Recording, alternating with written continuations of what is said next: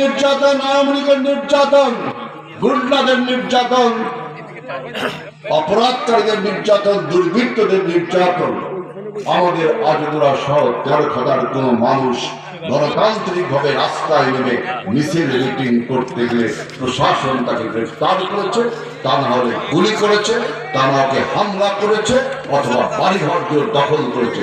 তারপরেও সবকিছুকে তোয়াক্কা করে শহীদ জিয়ার সূর্য সৈনিকরা রুখে দাঁড়িয়েছে, বিধায় আজকে এই ফ্যাসিবাদ বিদায় নিতে বাধ্য হয়েছে। অর্থাৎ সাহসের একটা মৌসুম তখন ছিল, আমরা সাহসের সাথে সবকিছু মোকাবেলা করেছি। আমরা 13 আমরা এমন একজন নেতা রাজনীতি করি, যিনি বাংলাদেশের স্বাধীনতা ঘোষণা করেছিলেন বীর দর্পে, এবং নিজে অস্ত্র হাতে পাকিস্তানি সেনাবাহিনীর বিরুদ্ধে যুদ্ধ করে স্বাধীনতার লাল সূর্যকে ছিনিয়ে নিয়েছিল। যখন রাজনৈতিক নেতারা আত্মসমর্পণ করেছিল, তৎকালীন রাজনৈতিক নেতারা বাংলাদেশের স্বাধীনতার যুদ্ধকে রাস্তায় ফেলে, মাঠে ফেলে পালিয়ে গিয়েছিল, তখন আমাদের নেতা কালুরঘাট বেতার কেন্দ্র থেকে ঘোষণা করেছিলেন, I major Ziaur Rahman declare the independence of Bangladesh. সারা বাংলাদেশের মানুষের মধ্যে বিদ্যুৎ স্ফুলিঙ্গের মতো একটি জাগরণ সৃষ্টি হয়েছিল, মানুষ সবাই যুদ্ধে ঝাঁপিয়ে পড়েছিল। এমন একজন নেতার আমরা রাজনীতি করি, সেই নেতা আমাদের শিখিয়েছে সম্প্রীতির রাজনীতি। আর তাই এই আজগরাবাসী আজকে এই সমাবেশের নাম দিয়েছে সম্প্রীতির সমাবেশ। আমরা সবাইকে নিয়ে রাজনীতি করতে চাই, আমরা একটা বৃহত্তর ঐক্য গড়ে তুলতে চাই। আমাদের এই 13,000 উন্নয়নের জন্য, উৎপাদনের জন্য, 13,000 মানুষের আত্মকর্মসংস্থানের জন্য, এই কৃষি নির্ভর 13,000কে আমরা কৃষি শিল্পকে, কৃষি ব্যবস্থাকে শিল্প ব্যবস্থায় রূপান্তরিত করে আমরা 13,000 মানুষের কর্মসংস্থানের স্থান করতে চাই। কারণ বাংলার এই খুলনা জেলায় যে কয়েকটি উপজেলা আছে, আমি দেখলাম, আমি অনেক জায়গায় বলেছি, যারা আমার সাথে রাজনীতি করেন তারা জানেন, আমি অনেক জায়গায় মন্তব্য করেছি, এই 13,000 অর্থনৈতিকভাবে অনেক দরিদ্র একটা উপজেলা। আমরা যখন বিশ্ববিদ্যালয়ে পড়তাম তখন ইন্টারভিউ বলে একটা গাইড আমরা পড়তাম, যারা বিশেষ পরীক্ষা দেন তারা এই বইটা পড়তেন, তাই না? এই ইন্টারভিউ গাইড একদিন আমি দেখলাম 1987 কি 88 সাল, আমি এই বইটা দেখলাম বাংলাদেশের সবচেয়ে দরিদ্রতম উপজেলা নাকি 13,000। বইতে লেখা ছিল, তো ইন্টারভিউ বই, যারা বিসিএস দেন তারা এই বইটাই দেখবেন। কিন্তু আমি একই সাথে বিস্ময়ের সাথে লক্ষ্য করলাম, 80-র দশকে আমি যখন ঢাকা বিশ্ববিদ্যালয়ে পড়তাম তখন আমি দেখলাম 13,000 ছাত্ররা সবচেয়ে বেশি ঢাকা বিশ্ববিদ্যালয়ে পড়ে। আমি দেখলাম বাংলাদেশ সচিবালয়ে 13,000 মানুষ বেশি চাকরি করে। আমি দেখলাম বাংলাদেশ সেনাবাহিনী, বাংলাদেশ পুলিশ, বাংলাদেশ নেভি, বাংলাদেশ বিমান বাহিনী, সরকারি পিএসসি অর্থাৎ পাবলিক সার্ভিস কমিশনে আমি দেখলাম 13,000 লোক সবচেয়ে বেশি চাকরি করে। তখন আমি একটা সিদ্ধান্তে উপনীত হলাম যে 13,000 মানুষ দরিদ্র হলেও মেধায় তারা সর্বোচ্চ স্থান, 13,000 মানুষ মেধাবী মানুষ। তাই বলছি যে সাহস নিয়ে আমরা এই ফ্যাসিবাদকে মোকাবেলা করে আমরা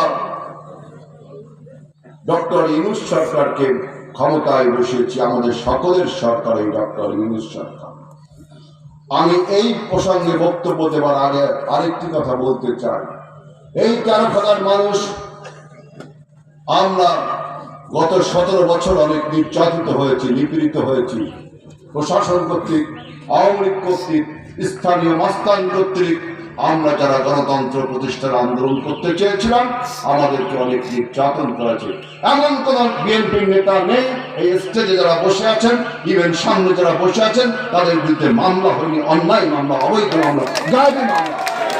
কিন্তু তারপরেও এই সব কিছুকে বৃদ্ধাঙ্গুলি দেখিয়ে 13,000 মানুষ তারেক রহমানের পদে রাজপথে ঝাঁপিয়ে পড়েছিল বলেই শেখ হাসিনা বিদায় নিয়েছে। কিন্তু আমরা যেহেতু জিয়াউর রহমানের রাজনীতি করি, তাই আমরা ঐক্যের রাজনীতি বিশ্বাস করি, সম্প্রীতির রাজনীতি বিশ্বাস করি, সহাবস্থানের রাজনীতি বিশ্বাস করি। তাই বিগত দিনের সমস্ত অন্যায়, অত্যাচার, নিপীড়ন, নির্যাতন আমরা ভুলে যেতে চাই। আমরা ভুলে যে একসাথে সবাই মিলে কারখানাকে গড়ে তুলতে চাই। কিন্তু যারা সামাজিক অপরাধ করেছেন, যারা রাষ্ট্রবিরোধী অপরাধ করেছেন, যারা নিরীহ মানুষকে নির্যাতন করেছে, প্রশাসনকে নষ্ট করেছেন, সমাজকে নষ্ট করেছেন, রাষ্ট্র তাদের বিরুদ্ধে ব্যবস্থা নেবে, সেখানে বিএনপির কোনো বক্তব্য নেই। বিএনপির উপর যে আঘাত হয়েছে, বিএনপির উপর যে নির্যাতন হয়েছে, আমরা তারেক রহমানের কথায় সব কিছু ভুলে যাচ্ছি। কিন্তু রাষ্ট্রের বিরুদ্ধে যা অন্যায় করা হয়েছে, সমাজের বিরুদ্ধে যে অন্যায় করা হয়েছে, প্রশাসনের বিরুদ্ধে যে অন্যায় করা হয়েছে, সাধারণ মানুষের বিরুদ্ধে যে অন্যায় করেছে, সেই অন্যায়ের বিচার করবে প্রশাসন, রাষ্ট্র। সেখানে বিএনপির কোনো বক্তব্য নেই। বিএনপি উন্নয়নের রাজনীতি করে, বিএনপি সহাবস্থানের রাজনীতি করে, বিএনপি সম্প্রীতির রাজনীতি করে। কোন দখলবাদ, কোন চাঁদাবাজ, কোন সন্ত্রাসের স্থান বিএনপিতে নেই। বিএনপি সন্ত্রাসকে বিশ্বাস করে না। সন্ত্রাস, চাঁদাবাজ, দখলবাজ মানেই কিন্তু পতিত আওয়ামী লীগ সরকার। সন্ত্রাস, চাঁদাবাজ, দখলবাজ মানেই কিন্তু আওয়ামী লীগ। বিএনপির সাথে এই সন্ত্রাসের কোনো সম্পর্ক নেই, এই দখলের কোনো সম্পর্ক নেই। ওদের পর নেত্রী বলেছিল, যদি তাদের নেত্রীর পতন হয় তাহলে নাকি লক্ষ লক্ষ লোককে বিএনপি নাকি মেরে ফেলবে। এরকম একটি গল্প বানিয়ে তিনি ক্ষমতায় থাকতে চেয়েছিলেন। কিন্তু আপনারা দেখেছেন 5ই আগস্টের আমাদের বিপ্লবের পরে অনেক ঘটনা ঘটলেও একটা বিএনপি নেতাকে দেখাতে পারবেন না যারা আওয়ামী লীগের কে আক্রমণ করেছে। কারণ আমরা তারেক রহমানের নেতৃত্বে সহাবস্থানের রাজনীতি বিশ্বাস করি, আমরা সম্প্রীতির রাজনীতি বিশ্বাস করি। কোন বিএনপির নেতা আওয়ামী লীগের উপর আক্রমণ করি, অথচ ওদের নেত্রী এই মিথ্যা বয়ান তৈরি করে দীর্ঘকাল ক্ষমতায় থাকতে চেয়েছিল। বিএনপি যে সভ্যতার পরিচয় দিয়েছে, বিএনপি যে সম্প্রীতির পরিচয় দিয়েছে, বিএনপি যে সহাবস্থানের পরিচয় দিয়েছে, এই আজগরার মানুষটা চিরকাল মনে রাখবে। আমরা পারতাম আমাদের উপর প্রতিশোধ নিতে পারতাম না? আমরা পারতাম, কিন্তু আমরা তারেক রহমান, বেগম খালেদা জিয়ার আহ্বানে এবং আমাদের নেতা শহীদ রাষ্ট্রপতি জিয়াউর রহমানের আদর্শে আমরা সব ভেদাভেদ ভুলে গিয়ে আমরা নতুন করে কারখানাকে, নতুন করে আজগরাকে সাজিয়ে তুলতে চাই। ঐক্যবদ্ধ কারখানা, ঐক্যবদ্ধ আজগরা আমরা তৈরি করতে চাই। এখন আমাদের মধ্যে একটা হতাশার, আমাদের মধ্যে সাহস হয়েছে, কিন্তু বাংলাদেশের রাজনীতিতে এখন একটা হতাশার বাতাস বইছে। গতকাল টেলিভিশনে দেখলাম আমাদের রক্ত দিয়া সরকার, আমাদের লড়াইয়ের সরকার, আমাদের বিপ্লবের সরকার, আমাদের সমর্থিত সরকার ডক্টর ইউনূস সরকার জাতির উদ্দেশ্যে ভাষণ দিচ্ছেন। অনেকে দেখেছেন না? সেখানে আমরা আশা করেছিলাম যে বাংলাদেশের মানুষ যেটা চায়, বাংলাদেশের মানুষ যদি রক্ত দিয়েছিল, সংগ্রাম করেছিল, তারা নিজের ভোট নিজে দেওয়ার যে সংস্কৃতির জন্য সে সংগ্রাম করেছিল, একটা সুষ্ঠু নির্বাচনের জন্য যে লড়াই করেছিল, বাংলাদেশকে গণতন্ত্র প্রতিষ্ঠা করবার জন্য যে লড়াই করেছিল, সেই নির্বাচনের কোনো সঠিক রোড ম্যাপ তিনি দিলেন না। আমরা হতাশায় পরিণত হলাম। আমরা ভেবেছিলাম যে নির্বাচন কবে হবে, গণতন্ত্র কবে উদ্ধার হবে, গণতন্ত্র এবং নির্বাচনকে করার জন্য কি কি বিষয়ে সংস্কার প্রয়োজন, যেটা বিএনপি 2 বছর আগে 31 দফা নামক সংস্কার দিয়েছে। আমরা দেখলাম সেই সব বিষয়ে কোনো কথা না বলে তিনি শুধু বললেন যে দেশ নির্বাচনের ট্রেনে উঠেছে, দেশ নির্বাচনের ট্রেনে উঠেছে। কিন্তু এই নির্বাচনকে বাস্তবায়ন করবার জন্য কি কি পরিকল্পনা আপনি হাতে নিয়েছেন, কিভাবে বাস্তবায়ন করবেন, কারা কারা নির্বাচনে অংশগ্রহণ করবে তাদের সাথে আলোচনা করেছেন কিনা, কোনো কিছু না বলে আপনি ধোঁয়াশে একটা কথা বললেন যে সংস্কার কার্যক্রম যত দ্রুত হবে নির্বাচন নাকি তত দ্রুত হবে। এই কথার কোনো অর্থ আমরা বুঝলাম না। আমরা তারও খারাপবাসী আপনার এই কথার অর্থ কিন্তু বুঝলাম না যে সংস্কার কত দ্রুত হবে, নির্বাচন নাকি তত দ্রুত হবে। এখন আপনি সংস্কারের জন্য 10টি দরজা খুলেছেন, 10টি কমিটি করেছে না, 10টি সংস্কার কমিটি করেছেন। এই 10টি সংস্কার কমিটি যদি এখন 10 বছর লাগে তাদের এই সংস্কার প্রস্তাব দিতে আর বাস্তবায়ন করতে, তাহলে কি সেই 10 বছর ম্যান্ডেট কি জনগণ আপনাকে দিয়েছে? আপনার কাছে কি জনগণের ম্যান্ডেট রয়েছে? জনগণের অভিপ্রায় আপনি ক্ষমতায় রয়েছেন, আমরা সবাই মিলে আপনাকে ক্ষমতায় বসিয়েছি। আপনি আমাদের সকলের সরকার।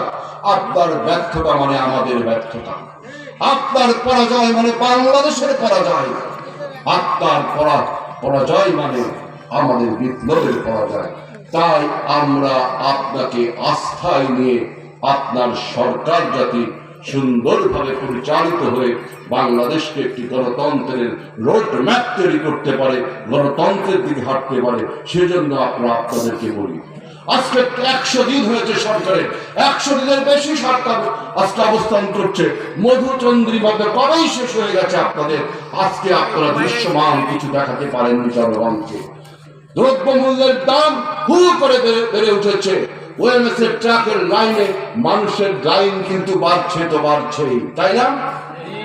আপনার ন্যায্য মূল্যের দোকানে যে ওএমএস এর চাল বিতরণ করা হয়, ডাল বিতরণ করা হয়, তার পেছনের লাইন, জনগণের লাইন কিন্তু বেড়েই চলেছে। আইন শৃঙ্খলা রক্ষা আপনি ঠিক মতো করতে পারছেন না, আপনার বিরুদ্ধে বিভিন্ন রকম ষড়যন্ত্র হচ্ছে। আপনি সবচেয়ে বড় যে অন্যায়টি করেছেন, আমাদের এই সমালোচনাকে আপনি খারাপ ভাবে দিবেন না, কারণ আমরা হলো শ্যাডো অফ দি গভর্নমেন্ট, ছায়া সরকার। আপনার ছায়া সরকার, আপনার বিরুদ্ধে যে আপনি সবচেয়ে বড় যে অন্যায়টি করেছেন, আমাদের এই আগস্ট বিপ্লবের, জুলাই বিপ্লবের যে আহত পঙ্গু ছাত্রের দ্বারা জীবন দিয়েছে, রাস্তায় একাত্তরে জীবন বলিদান করেছে, পঙ্গুত্ব বরণ করেছে, চোখ হারিয়েছে, মুখ হারিয়েছে, হাত হারিয়েছে, তাদের কোনো সুচিকিৎসার ব্যবস্থা আপনি না করে আরাম করে গদিতে বসে আছেন। অথচ আমাদের দল বিএনপি তারেক রহমানের নেতৃত্বে আমরা সমস্ত আহত ছাত্রদেরকে সাহায্য করেছি, সহযোগিতা করেছি। যারা হাঁটতে পারে না, যারা চলতে পারে না, তাদেরকে গতকালও আমরা প্রায় 500 হুইল চেয়ার আমরা তাদেরকে দিয়েছি। এবং সমস্ত পরিবারের আমরা দায়ভার বিএনপি বহন করেছে আমাদের নেতা তারেক রহমানের নেতৃত্বে। যে দায়িত্ব ছিল আপনার, কারণ আপনি সরকারের মধ্যে একটি বিশাল শক্তি নিয়ে ক্ষমতায় থাকার পরেও আমাদের এই আহত ভাইদের চিকিৎসা আপনি করেননি।